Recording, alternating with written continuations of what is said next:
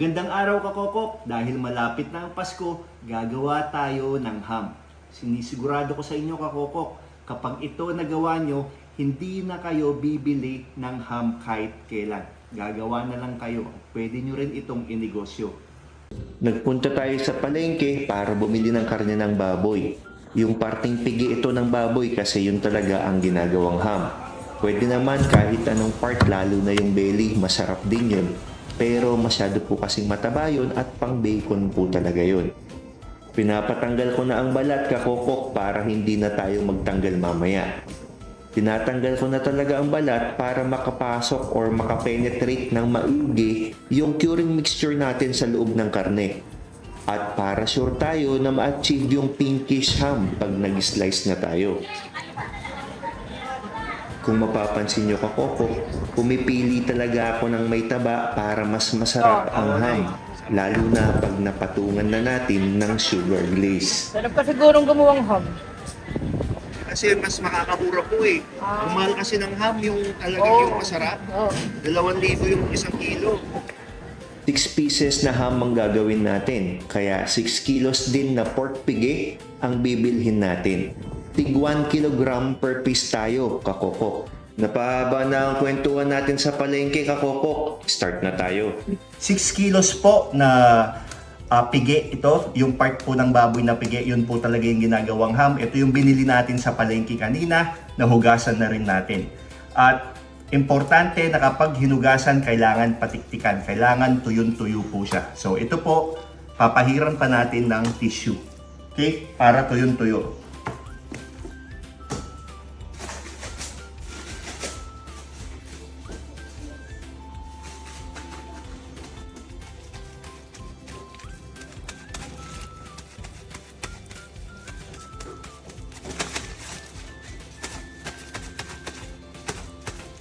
Dump lang para po matuyo. Importante kasi na walang tubig para hindi po magtubig yung ating curing mixture mamaya. Napakaganda po na nabili nating baboy.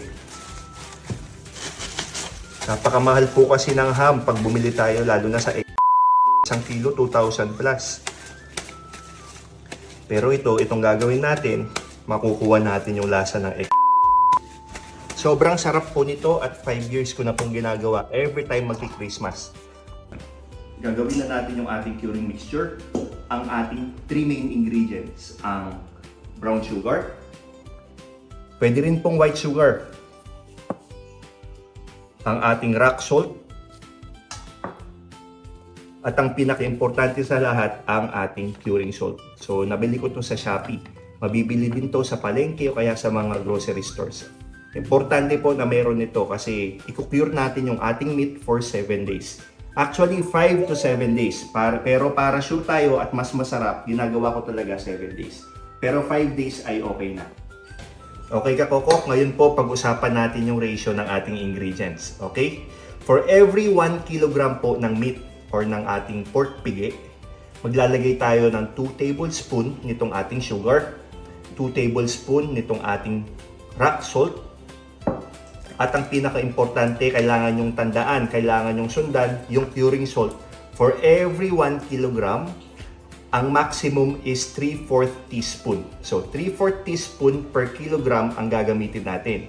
Sa guidelines, ang pinaka-safe ay 1/2 teaspoon, pero pwede tayo dun sa 3/4 teaspoon. Okay?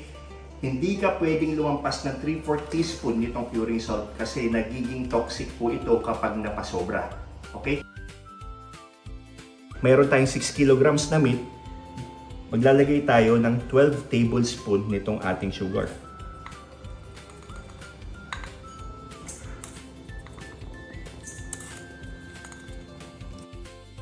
$11, $12.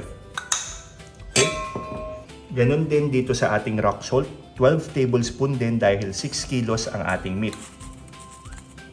1, 2, 3, 11, 12. So ngayon, itong ating curing salt, maglalagay tayo ng 3/4 teaspoon per 1 kilogram ng meat. So 3/4 teaspoon times 6, Medyo mahirap po yata. Ano yun? Actually, mga around 4.5 teaspoon. Okay? 4.5 teaspoon. 4 teaspoon at 1/2 teaspoon. Okay? Importante po, hindi tayo sobra. Okay? 1, 2, 3,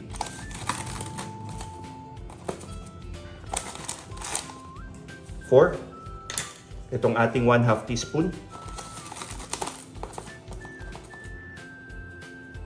4.5. Okay? Ngayon, imimix natin.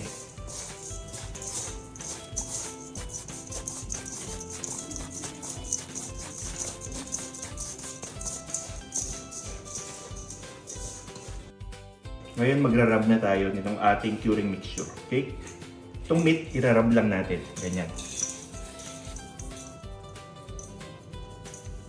Ang pinaka main reason kaya tayo nagpatanggal ng balat ng ating pork ay para mas mabilis mag-cure, mas mabilis pumasok yung curing mixture sa meat at para mas ma-achieve yung pinkish color ng ating ham pag kinat. Mapapansin nyo yun.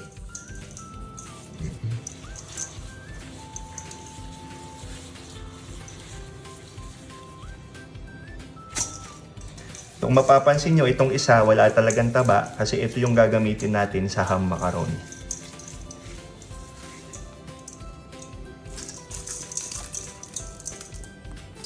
Mayroon pa tayong sobrang konti, bubuhos na natin dito.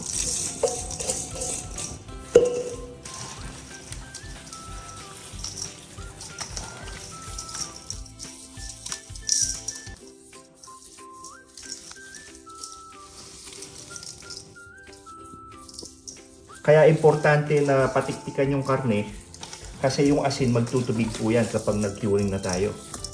Ayan, mapapansin nyo, nagtutubig na, nag-start na siyang magtubig.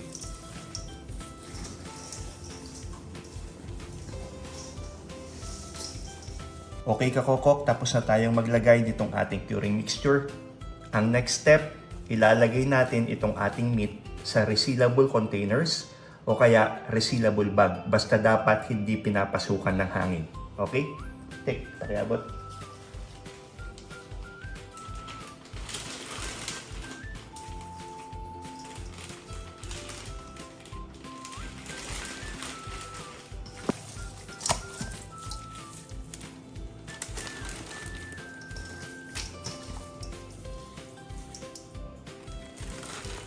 Ayan po, kung mapapansin nyo, umpisa pa lang nagtubig na. Okay? Dahil po yan sa salt.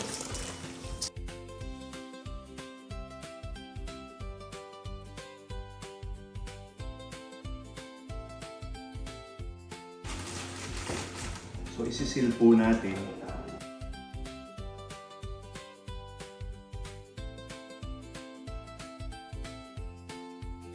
Yan kakokok, tapos na tayo maglagay dito sa ating resealable bags. Ilalagay natin dito sa ref for 5 to 7 days.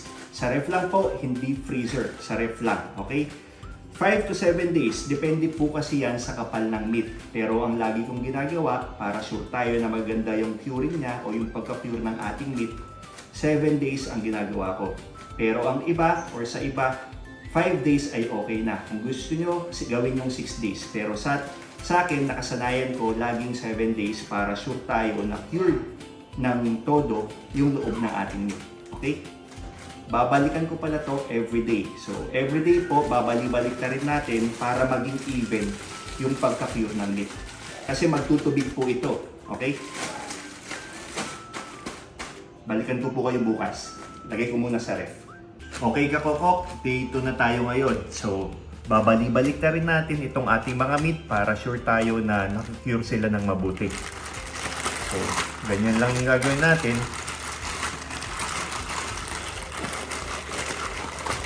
Ganyan lang.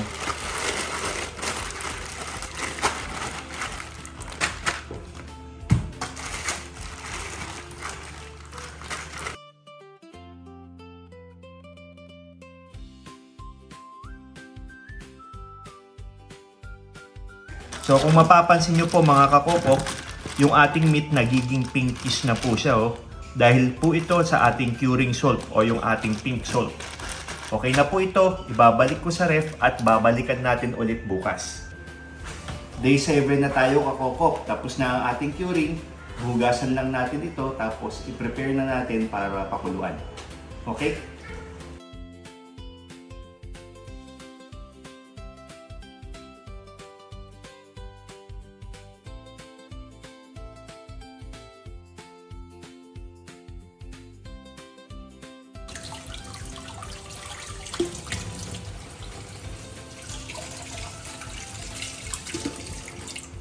So, ayun na nga kakokop, tapos na tayong magugas nitong ating cured meat. Okay? So, ang next step natin, tatalian natin ito. Kung meron kayong net, yung ham net na nabibili din online, okay din gamitin yon para magkaroon ng design yung inyong ham. Okay? Pero ang gagamitin natin na lagi kong ginagamit, itong kitchen twine, itong tali. Okay? Nabili ko lang din ito online. Last year pa to actually, may sobra lang ako. So, gagamitin ko siya ulit, itong ating sobra. Okay? So, magtatali na tayo. Medyo, pahirapan lang talagang magtali, kakoko. So, tinatalian natin para, hindi magkalasog-lasog kapag pinakuluan natin. Kasi kapag lumambot ang meat, may tendency na maghiwa-hiwalay. At para siksik din yung ating ham.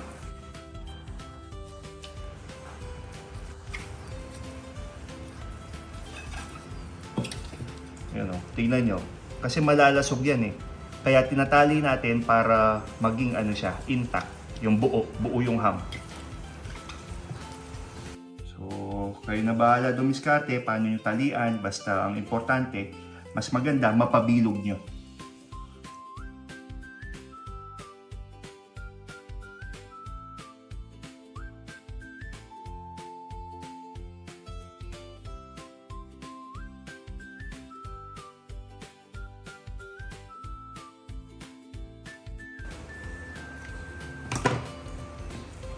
Yun. So, okay na po itong ating una. Gagawin din ulit natin ito sa 5 pang natitira. Okay? Ito kakoko, medyo mahaba siya. Medyo mapapalaban tayo sa pagtali. Okay? Kasi kailangan, nakaganon, no? Yun. Bibilugin natin. Okay?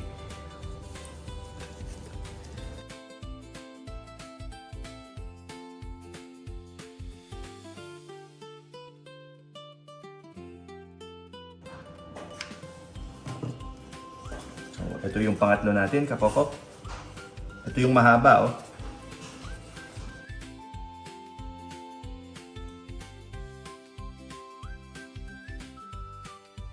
Okay, kakoko. Ito yung ating last piece. Tapos na tayong magtali. Magpapakulo na tayo.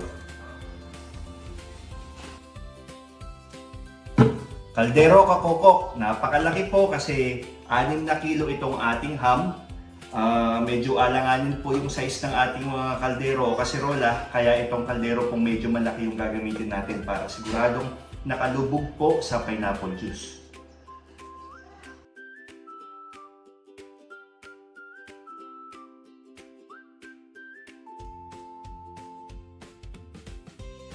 Maglalagay tayo ng brown sugar.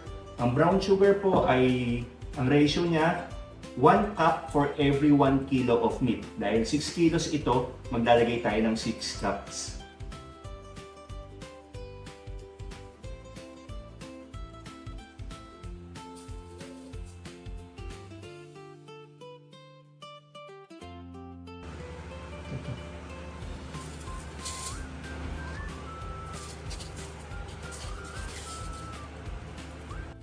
At maglalagay tayo ng pineapple juice, kakoko.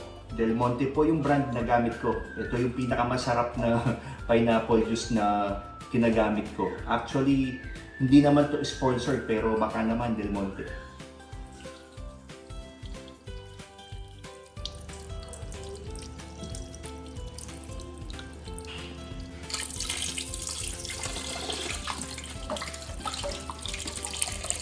Kailangan po nakalubog yung ating mga meat.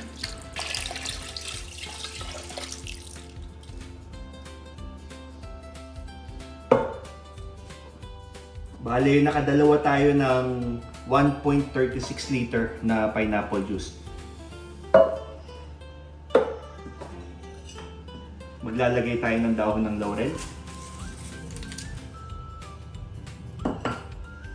Maglalagay tayo ng paminta. Durog na paminta po kasi mas gusto namin yung medyo may kagat yung sauce niya. Pero nasa sa inyo po yun kung may mga bata kayo sa bahay, pamintang buo po yung ilagay ninyo. That's 1.5 teaspoon. At naglalagay din ako ng isang buong bawang. Okay?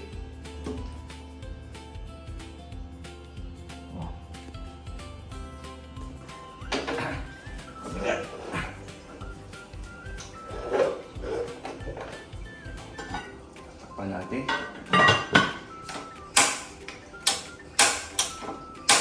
Naubusan pa tayo ng gasol, kakokok.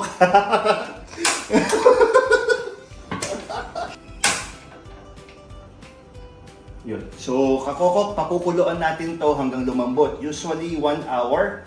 Kapag hindi pa siya malambot after 1 hour, dagdag pa tayo ng 30 minutes. Usually, 1.5 hours talaga para mas masarap.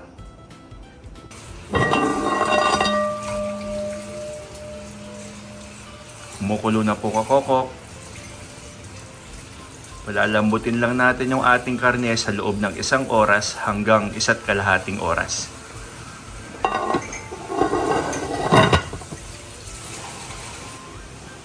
After 1 hour, kakokok, titignan natin kung malambot na yung ating karne. Konti pa po, kakokok. So mukhang matanda itong baboy. Kaya medyo matigas pa siya. Kalahating oras pa.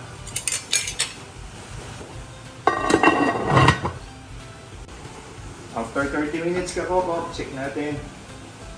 Yun, o. Tignan natin kung malambot na yung karne. Pwede na to, kakokok. Hindi rin maganda yung sobrang lambot ng karne o yung ham kasi kapag hiniwa, malalasog. Patayin muna natin yung apoy habang kinukuha natin yung ating mga ham. Yun, o. Yun.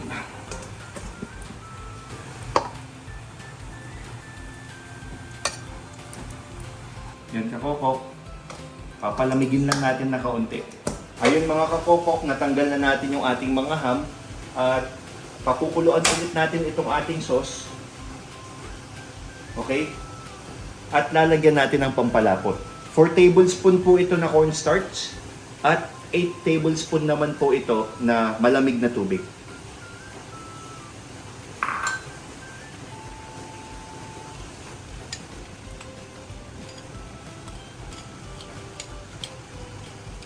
Alright, okay na yan.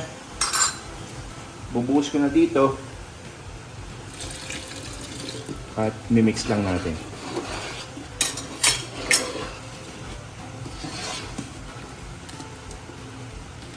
Ayun. So, tamang-tamang lapot lang mga kakokok. Hindi naman maganda yung sobrang lapot. Kasi pag lumamig yan, mas lalapot pa siya. Pakukuluan lang natin ulit kakokok. Pagkatapos ay okay na yan. Siya nga pala kakokok, nakalimutan nating tunawin yung bawang. Yan o. Masarap to kakokok kapag tinunaw. Tapos ihahalo mo sa sauce. Yun. Yun o.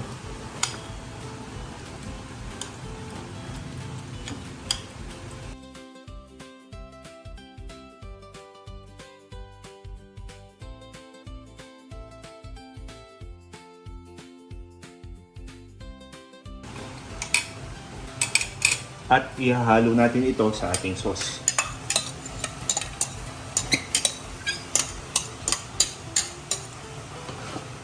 Sayang.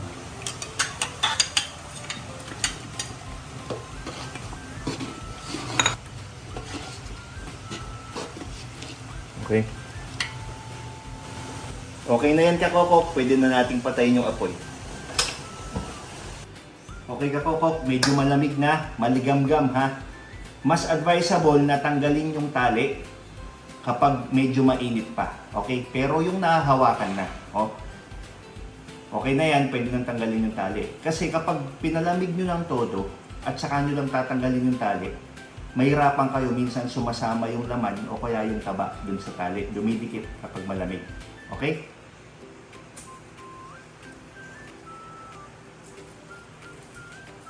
Yun.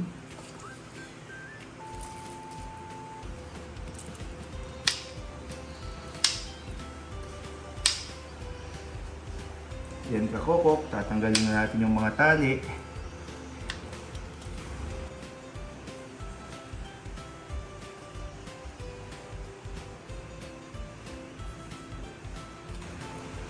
Yun.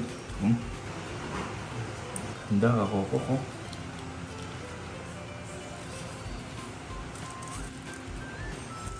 Ayun kakokok, palalamigin lang natin ito ng todo. Yung malamig na siya, yung wala na siyang init bago lagyan ng asukal.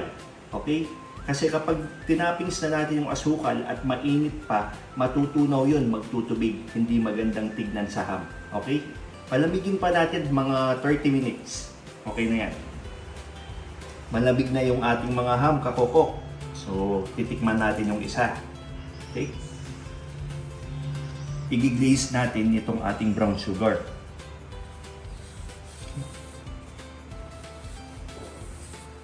Okay kakokok, nalagyan na natin ng brown sugar. So, i-glaze natin gamit itong ating torch. Okay? Kung wala kayo nito, pwede kayong gumamit ng oven. I-oven nyo lang para lang matunaw yung brown sugar. Actually, hindi naman ito required. Itong ham na to, as is okay na yan. Hindi na kailangan ito. Mas presentable lang kasi kapag nag-glaze tayo, lalo na kapag Pasko at New Year. Special occasions po, di ba? Kaya dapat maganda yung itsura ng ating ham.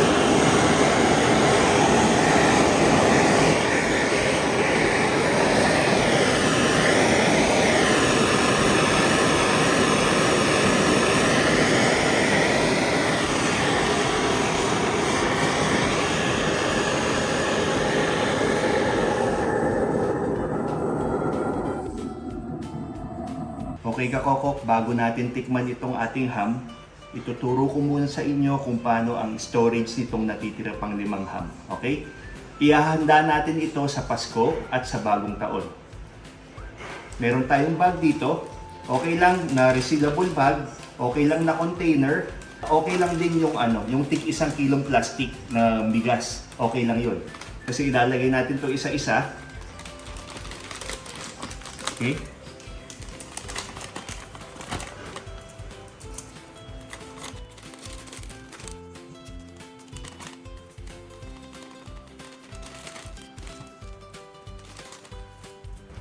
Sarap nito. Sarap.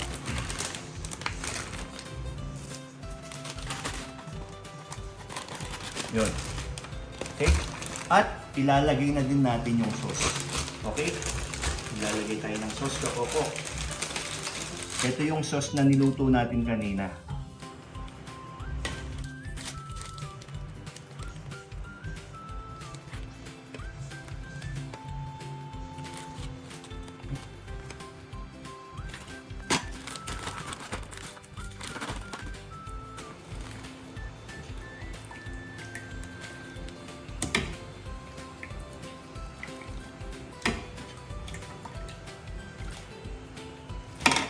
Yung kakokok. Anli sauce tayo kakokok. Oh. Pag bumili ka ng ham sa labas, yung sauce mo limited lang. Ito anli sauce. Okay kakokok, nailagay na natin sa ating mga plastic. Ilalagay ko po ito sa freezer para sa Pasko at Bagong Taon. Okay? Paano initin? Kapag kunwari sa Pasko, iinitin nyo. Mag-iinit kayo ng dalawa. Siyempre, ilalagay nyo po sa freezer. Ilalagay nyo sa maliit na kawali. o kaya sa maliit na kasirola, ilagay nyo na po pati yung sauce. Tapos mahinang apoy lang hanggang uminit at hanggang matunaw ng buo yung sauce. Okay? Tikman na natin, kakokok. Siyempre, iwain muna natin.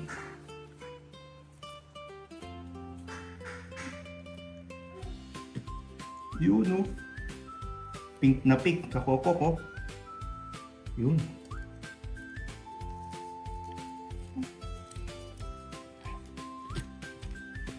Yun.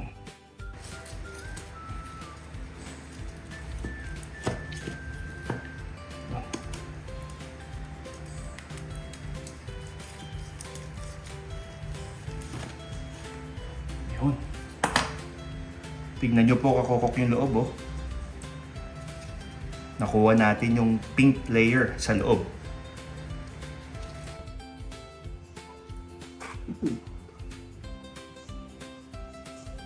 Sarap. Alright. Tikman natin kakokok. Yun, oh.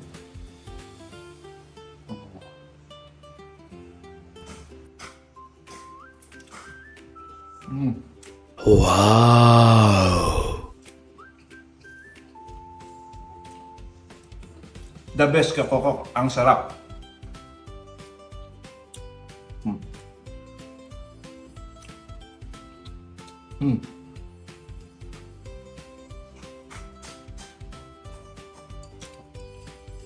Tamang-tama yung tamis niya dahil sa sauce at hindi po siya maalat.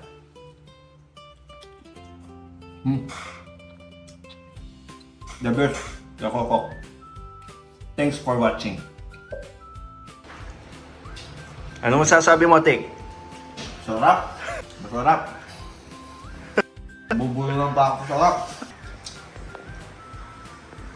Ano masasabi mo, Ate Jing? Sarap.